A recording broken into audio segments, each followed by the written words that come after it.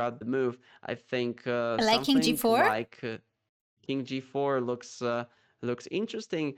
King g4 e5 though. Can we simply switch and try to grab King this guy? f5. Mm-hmm. I will then try to go king f3.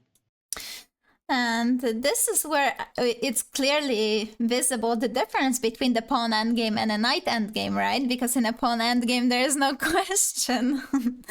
And here there is a question whether this knight is going to manage, after, of course, king taking the h-pawn, and whether knight is going to manage to sacrifice herself for the pawn b. In the game, we have a different move, so maybe we can focus on that. King f3, not allowing king g4 makes sense, and now knight c5, but knight c5 is controlling the b square now and also attacking the pawn, so it seems like white can be having quite a trouble to hold everything together, but who knows. Of course, after b3 there is still knight c4, maybe knight c4 even now, and to meet b3 of knight b2, but knight is more passive on b2. It's better to stop the pawn sooner than later, I think, but something like this could happen, I think. But I agree with you. It seems black is winning here.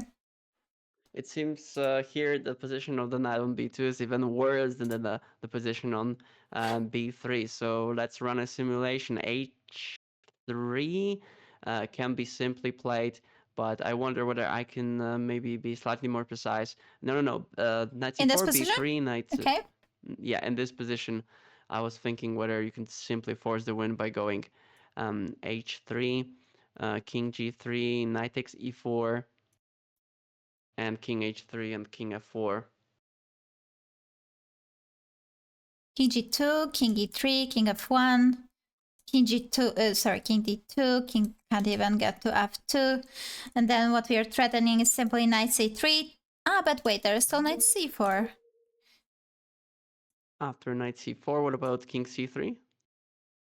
Yeah, okay, but now it's white to move, so what is white doing? Not immediately knight c3, just king g2, I guess. We don't really, maybe it was, yeah.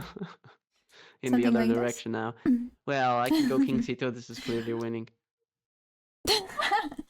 Oscar Nabu says that he would like to see another promotion to a bishop to solidify the bishop knight checkmate lesson from yesterday.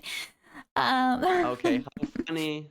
It might seem funny, but actually I do that a lot when I play online.